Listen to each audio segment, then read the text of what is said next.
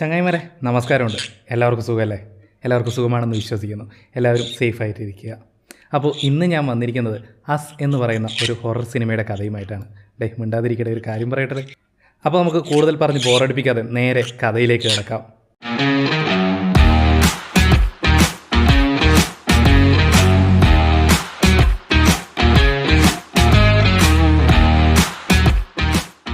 എന്നെങ്കിലും നിങ്ങളുടെ നിഴല് കണ്ട് നിങ്ങൾ തന്നെ പേടിച്ചിട്ടുണ്ടോ? ഒരുപക്ഷെ ഈ സിനിമ കണ്ടാൽ നിങ്ങൾ നിങ്ങളുടെ നിഴലിനെ തന്നെ ഭയപ്പെട്ടേക്കാം. നമ്മൾ ജീവിക്കുന്ന നമ്മുടെ ജീവിതം നമ്മുടെ നിഴലും അതുപോലെ തന്നെ ജീവിക്കാൻ ആഗ്രഹിച്ചാലോ? 2019 പുറത്തിറങ്ങിയ അസ് എന്ന ചിത്രം പറയുന്നത് ഇത്തരത്തിലൊരു കഥയാണ്.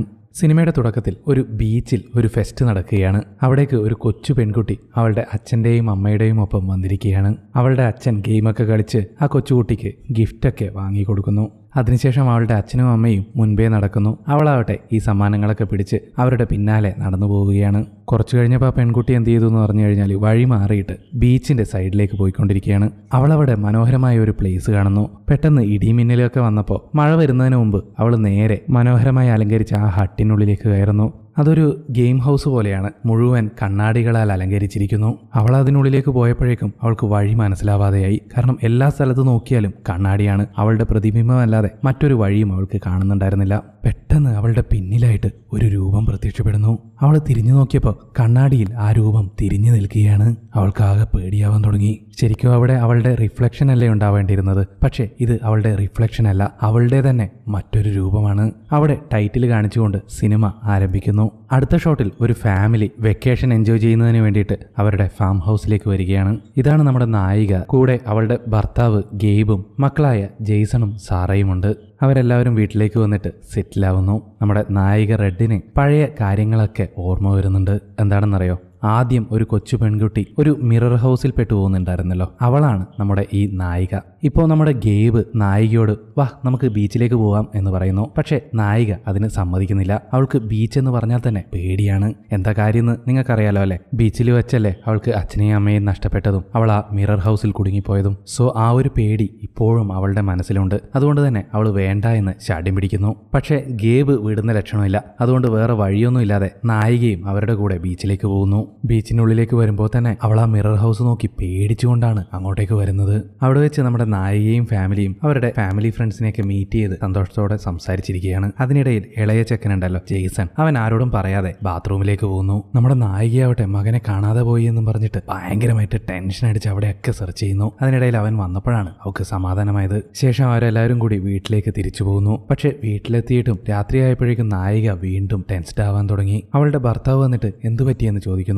അവൾ അവളുടെ കുട്ടിക്കാലത്ത് അവൾക്ക് സംഭവിച്ച ആ കാര്യങ്ങൾ ഓരോന്നും ഭർത്താവിനോട് പേടിച്ചു വിറച്ചുകൊണ്ട് പറയുന്നു. അയ്യേ, ഇതൊക്കെ വെറും തോന്നലല്ലേ, അതിനെപ്പറ്റി ആലോചിച്ച് ടെൻഷൻ അടിക്കാതെ നീ പേടിക്കാതിരിക്കെ എന്ന് ഭർത്താവ് പറയുന്നു. അപ്പോഴേക്കും അവിടെ കറണ്ട് പോകുന്നു.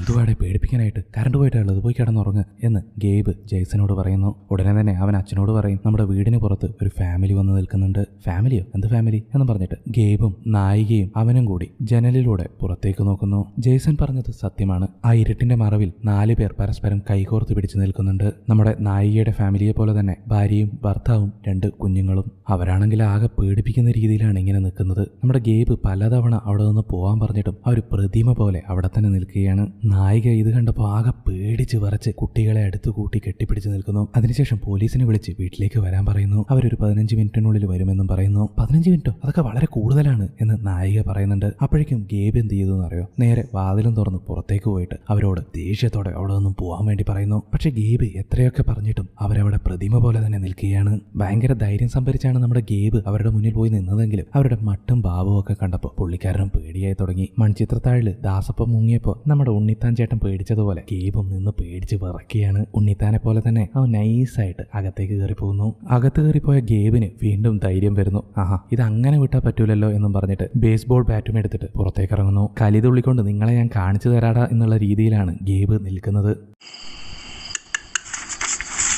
അത് കണ്ടതോടുകൂടി സംഭരിച്ചു വെച്ചിരിക്കുന്ന ധൈര്യവും ചോർന്നുപോയി ഗേബിന്. അവൻ വീണ്ടും ഓടി വീടിനുള്ളിലേക്ക് കയറുന്നു. ഇപ്പോൾ ആ റെഡ് ഫാമിലി ആ വീടിന് മുകളിലേക്ക് കുരങ്ങന്മാരെ പോലെ ചാടി വലിഞ്ഞു കയറുകയാണ്. അതിനുശേഷം ആ റെഡ് ഫാമിലിയിലെ അച്ഛൻ വീടിന്റെ കതക് പൊളിച്ച് അകത്തേക്ക് വരാൻ ശ്രമിക്കുന്നു. ഗേബ് വാതിൽ പിടിച്ച് അമർത്തി നിൽക്കുന്നുണ്ട്. പക്ഷെ എന്നാലും അവനെ കൊണ്ട് സാധിക്കുന്നില്ല. പെട്ടെന്ന് ആ റെഡ് ഫാദർ നമ്മുടെ ഗേബിന്റെ കയ്യിലുണ്ടായിരുന്ന ബാറ്റ് പിടിച്ചു വാങ്ങി ഗേബിന്റെ കാലിനിട്ട് തന്നെ അടിച്ച് അവനെ താഴെയിടുന്നു. എന്നിട്ട് അകത്തേക്ക് കയറി വരുന്നു. അയാളോടൊപ്പം തന്നെ അയാളുടെ ഫാമിലിയും ആ വീടിനുള്ളിലേക്ക് കയറി വരുന്നു. ഇപ്പോഴാണ് അവരുടെ മുഖം നായികയും കുടുംബവും കാണുന്നത്. അവരാകെ ഞെട്ടിത്തരിച്ചുപോയി. എന്താന്ന് വെച്ചാല് നമ്മുടെ നായികയും കുടുംബത്തിന്റെയും അതേ മുഖം തന്നെയാണ് അകത്തേക്ക് കയറി വന്ന ആ ഫാമിലിക്കും. ഭീതി ഉളവാക്കുന്ന ഭാവവും സംസാരവും. നായികയും ഫാമിലിയും പേടിച്ച് വിറച്ചിരിക്കുകയാണ്. ഇതിനുശേഷമാണ് പടത്തിന്റെ കഥ തന്നെ ആരംഭിക്കുന്നത്. ഈ വന്നിരിക്കുന്നത് വേറെ ആരുമല്ല, നമ്മുടെ നായികയുടെയും കുടുംബത്തിന്റെയും നിഴലുകളാണ്. ഇപ്പോ നമ്മുടെ നായികയുടെ നിഴൽ സംസാരിക്കാൻ തുടങ്ങി. ആ ഷാഡോ ഒരു കഥ പറയാൻ തുടങ്ങി. ഒരു ഗ്രാമത്തിൽ ഒരു പെൺകുട്ടിയും അവളുടെ ഷാഡോയും ഉണ്ടായിരുന്നു. ആ പെൺകുട്ടിക്ക് എല്ലാ സൗകര്യങ്ങളും ലഭിക്കുമായിരുന്നു. നല്ല നല്ല കളിപ്പാട്ടങ്ങൾ, നല്ല നല്ല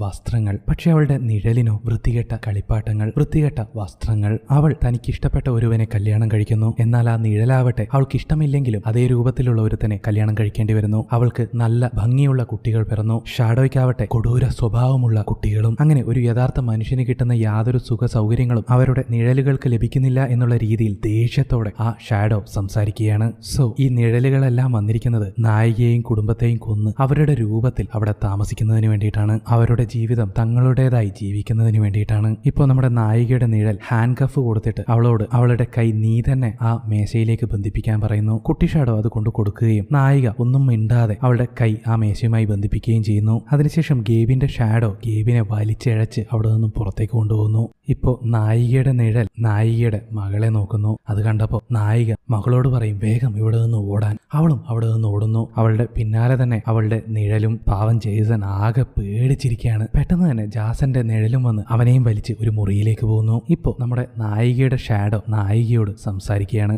ഇതേസമയം പുറത്ത് ഗേബിനെ ഒരു സഞ്ചിയിൽ കെട്ടി അവന്റെ ഷാഡോ ഒരു ബോട്ടിൽ ദൂരെ എങ്ങോട്ടേക്കോ കൊണ്ടുപോയിക്കൊണ്ടിരിക്കുകയാണ്. പാവം സോറയാവട്ടെ പേടിച്ച് വിറച്ച് ഓടിക്കൊണ്ടിരിക്കുകയാണ്. അവളുടെ പിന്നാലെ തന്നെ അവളുടെ നിഴലും അവളെ തുരത്തിക്കൊണ്ടുവരുന്നുണ്ട്. ഇതേസമയം ജേസനെ ഒരു മുറിയിലിട്ടിട്ടല്ലേ ഉള്ളത്. അവിടെ വെച്ച് നമ്മുടെ ജേസൺ മുഖം മൂടി അഴിക്കുമ്പോൾ അവന്റെ നിഴലും മുഖം മൂടി അഴിക്കുന്നു. വികൃതമായ അവന്റെ നിഴലിന്റെ രൂപം കണ്ട് അവൻ ഞെട്ടിപ്പോയി. എന്നിരുന്നാലും ധൈര്യം സംഭരിച്ച് അവൻ അവന്റെ നിഴലിനെ കബളിപ്പിച്ച് ആ മുറിയിൽ അടച്ച് അവൻ പുറത്തു കിടക്കുന്നു. അതോടെ ആ കുട്ടി ഷാഡോ അതിനുള്ളിൽ കിടന്ന് കരയാൻ തുടങ്ങി. അപ്പോൾ നായികയുടെ ഷാഡോ ആ കരച്ചിൽ കേട്ട് അങ്ങോട്ടേക്ക് പോകുന്നു. ആ സമയം മുതലാക്കി നമ്മുടെ നായിക ആ മേശയുടെ കാല് പൊട്ടിച്ച് അവിടെ നിന്നും രക്ഷപ്പെടുന്നു. അതേസമയം തന്നെ ഗേബും അവന്റെ ഷാഡോയെ കൊന്ന് അവിടെ നിന്നും രക്ഷപ്പെടുന്നു. നമ്മുടെ സോറയും എങ്ങനെയൊക്കെയോ കൂടി അവളുടെ ഷാഡോയിൽ നിന്നും രക്ഷപ്പെടുന്നു. സോ ആ ഫാമിലി മുഴുവൻ അവരവരുടെ ഷാഡോയുടെ കയ്യിൽ നിന്നും രക്ഷപ്പെടുന്നു. പുറത്ത് നമ്മുടെ ഗേവ് അദ്ദേഹത്തിന്റെ ഫാമിലിയെ രക്ഷപ്പെടുത്തുന്നതിന് വേണ്ടിയിട്ട് ആ ബോട്ടിൽ അങ്ങോട്ടേക്ക് വരുന്നു. നായികയാവട്ടെ കുട്ടികളെയൊക്കെ കൂട്ടിയിട്ട് ആ ബോട്ടിനടുത്തേക്ക് പോവുകയും ചെയ്യുന്നു. അങ്ങനെ അവരെല്ലാവരും ആ ബോട്ടിൽ കയറി അവിടെ നിന്നും രക്ഷപ്പെടാൻ നോക്കുന്നു. ആ സമയത്ത് സോറയുടെയും ജേസന്റെയും നിഴലുകൾ അവരെ നോക്കി അങ്ങോട്ടേക്ക് വന്നു നിൽക്കുന്നത് കാണാം. ആ സീൻ അവിടെ കട്ട് ചെയ്ത് നമ്മുടെ നായികയുടെ ഫ്രണ്ടിനെയും അവരുടെ ഫാമിലിയും കാണിക്കുന്നു. അവരുടെ വീടിന് വെളിയിലും ആരോ നടക്കുന്നത് പോലെ തോന്നി. അവരത് ചെക്ക് ചെയ്യുന്ന സമയത്ത് അവരുടെ നിഴലുകൾ വന്ന് അവരെ 4 പേരെയും കൊന്നുകളയുന്നു. ഇതൊന്നും അറിയാതെ നമ്മുടെ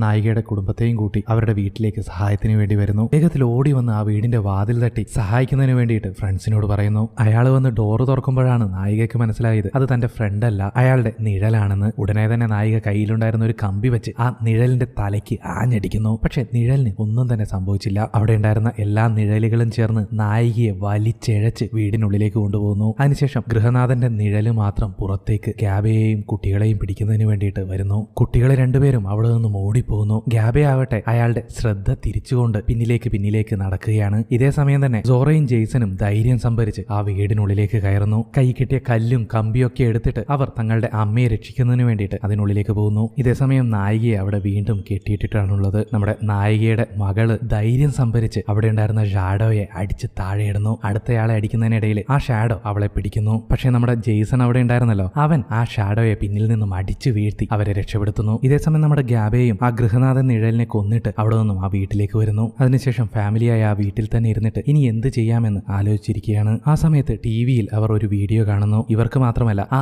നാട് മുഴുവൻ ഇതുപോലെ നിഴലുകൾ പുറത്തു വന്ന് മനുഷ്യരെ ദ്രോഹിച്ച് അക്രമങ്ങൾ അഴിച്ചുവിട്ടുകൊണ്ടിരിക്കുകയാണ്. അത് കണ്ടതോടെ നായിക എല്ലാവരോടുമായിട്ട് പറയും നമ്മൾ എങ്ങനെയെങ്കിലും ഈ നാട് വിട്ട് ഇവിടെ നിന്നും പോകണം. അങ്ങനെ അതിനുവേണ്ടിയുള്ള പ്ലാനുകൾ തയ്യാറാക്കുകയാണ്. അവസാനം അവിടെ ഉണ്ടായിരുന്ന കാറും എടുത്ത് അവിടെ നിന്ന് രക്ഷപ്പെടാമെന്ന് പ്ലാൻ ചെയ്യുന്നു. പക്ഷേ ഗേബിന് കാലിന് അടികിട്ടിയിട്ടല്ലേ ഉള്ളത്, അയാൾക്ക് വണ്ടി ഓടിക്കാൻ പറ്റില്ല. അമ്മ എത്തുന്നതിന് മുമ്പ് മകള് സോറ അതിൽ കയറിയിരിക്കുന്നു. ഞാൻ ഓടിച്ചോളാം എന്നും പറഞ്ഞ് അവളുടെ പിടിവാച്ചിക്ക് മുന്നിൽ അവർക്കൊന്നും ചെയ്യാൻ പറ്റിയില്ല. അങ്ങനെ സോറ കാർ ഓടിച്ച് അവരവിടെ നിന്ന് പോവുകയാണ്. കുറച്ച് കുറച്ചു ദൂരം മുന്നോട്ട് പോയപ്പോഴേക്കും സോറയുടെ നിഴൽ ആ കാറിന് മുന്നിലേക്ക് വന്നു നിൽക്കുന്നു. പേടിച്ചുകൊണ്ടാണെങ്കിലും സോറ വണ്ടിയുടെ വേഗത കൂട്ടി ആ നിഴലിനെ ഇടിച്ച് തെറിപ്പിക്കാൻ ശ്രമിക്കുന്നു. പക്ഷെ ആ നിഴല് നൈസായിട്ട് ആ കാറിന് മുകളിലേക്ക് കയറുന്നു.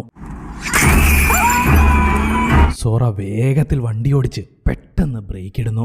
അതോടെ ആ നിഴല് തെറിച്ചുപോയി മരത്തിനിടിച്ച് നട്ടല് തകർന്നു മരിക്കുന്നു. ആ ഇൻസിഡന്റിന് ശേഷം സോറ പിന്നിലേക്ക് മാറുന്നു. പിന്നീട് അങ്ങോട്ടേക്ക് നമ്മുടെ നായികയാണ് വണ്ടി ഓടിക്കുന്നത്. അവർ ഒരുപാട് ദൂരം കാർ ഓടിച്ചു. രാവിലെ ആയപ്പോഴേക്കും നഗരമധ്യത്തിലേക്ക് എത്തി. അവിടെ മുഴുവൻ ആൾക്കാർ മരിച്ചു കിടക്കുന്നത് അവർ കാണുന്നു. ഒരു ശവപ്പറമ്പ് പോലെ തന്നെ അവരുടെ മുന്നിലായിട്ട് ഒരു കാറ് കത്തിയെരിയുകയാണ്. അവർക്ക് മുന്നോട്ടേക്ക് പോവാൻ സാധിക്കുന്നില്ല. പെട്ടെന്ന് അവരുടെ കാറിന് മുന്നിലായിട്ട് നമ്മുടെ ജെയ്സന്റെ ഷാഡോ വന്ന് നിൽക്കുന്നു. അവൻ ഇവരുടെ കാറിനടിയിൽ നിന്ന് ഉരുണ്ടു വരുന്നത് പോലെയാണ് തോന്നുന്നത്. ഉടനെ തന്നെ നമ്മുടെ നായിക ബാക്കിയുള്ളവരോട് അവിടെ തന്നെ ഇരിക്കാൻ പറഞ്ഞിട്ട് ഒരു കമ്പിയും എടുത്ത് പുറത്തേക്ക് ഇറങ്ങുന്നു. അപ്പോഴാണ് ജെയ്സൺ ഇതൊരു ട്രാപ്പാണെന്നും പറഞ്ഞിട്ട് എല്ലാവരോടും വണ്ടി വിട്ട് പുറത്തേക്ക് ഇറങ്ങാൻ പറയുന്നു. എന്താന്ന് വെച്ച് കഴിഞ്ഞാൽ ആ ഷാഡോ ഒരു തീപ്പെട്ടിക്കൊള്ളിയും പിടിച്ചു നിൽക്കുകയാണ്. ഇവരുടെ കാറിലേക്കുള്ള പെട്രോൾ ടാങ്ക് തുറന്നിരിക്കുകയാണ്. അത് കത്തിക്കുന്നതിന് വേണ്ടിയിട്ട് അവൻ റെഡിയായി നിൽക്കുകയാണ്. ഇപ്പോൾ നമ്മുടെ ജെയ്സൺ എന്ത് ചെയ്തു എന്നറിയോ? അവൻ ചെയ്യുന്നത് പോലെ തന്നെ അവന്റെ ഷാഡോയും ചെയ്യും എന്ന് അവൻ ആ മുഖംമൂടി അഴിച്ചപ്പോൾ മനസ്സിലായിരുന്നു. അതുകൊണ്ട് തന്നെ അവൻ കൈ വിടർത്തി പിന്നിലേക്ക് നടന്നു പോകുന്നു. അതേപോലെ തന്നെ ആ ഷാഡോയും പിന്നിലേക്ക് നടക്കാൻ തുടങ്ങി. പിന്നിലാവട്ടെ ആ കാറ് കത്തിയെരിഞ്ഞുകൊണ്ടിരിക്കുകയല്ലേ. ആ ഷാഡോ ആ തീയിൽപ്പെട്ട് വെന്ത് വെണ്ണീറാവുന്നു. അതേസമയം തൊട്ടു പിന്നിലായിട്ട് നായികയുടെ ഷാഡോ നിൽക്കുന്നത് ജെയ്സൺ കണ്ടില്ല. ആ ഷാഡോ ജെയ്സണെയും വലിച്ചെടുത്ത് അവരുടെ ലോകത്തിലേക്ക് പോകുന്നു. ഇപ്പോ നമ്മുടെ നായികയും തന്റെ മകനെ തേടി അവരുടെ ലോകത്തിലേക്ക് പോവുകയാണ്. പോകുന്ന വഴി മുഴുവൻ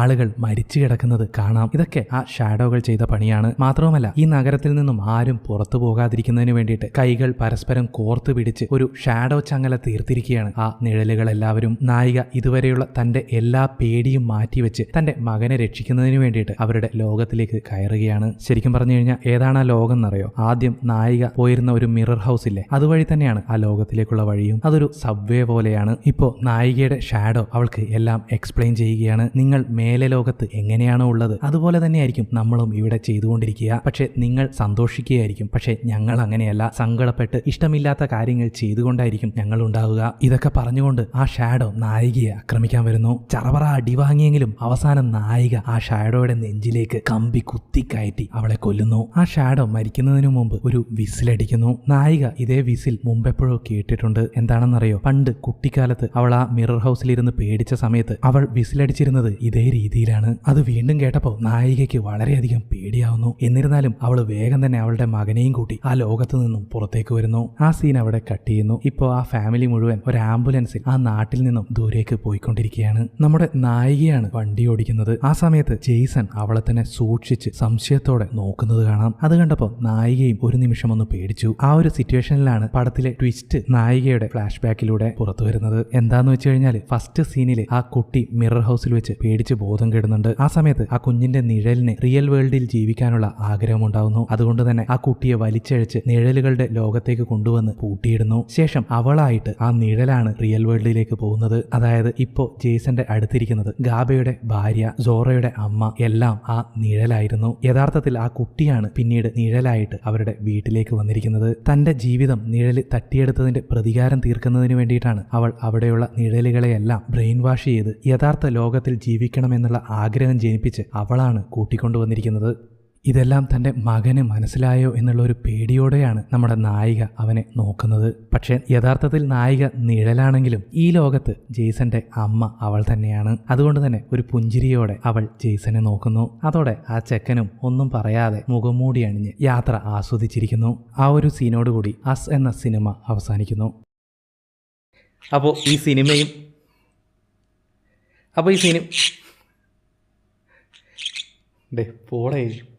അപ്പോൾ ഈ സിനിമയും കഥയും നിങ്ങൾക്ക് ഇഷ്ടപ്പെട്ടു എന്ന് കരുതുന്നു. നിങ്ങളുടെ അഭിപ്രായങ്ങൾ തീർച്ചയായും താഴെ കമൻറ്റ് ചെയ്യുക. വീണ്ടും ഇതുപോലുള്ള ഒരു സിനിമയുമായിട്ട് കാണാം. അതുവരെ അപ്പോൾ ശരി, ടാറ്റ, പിന്നെ കാണാം.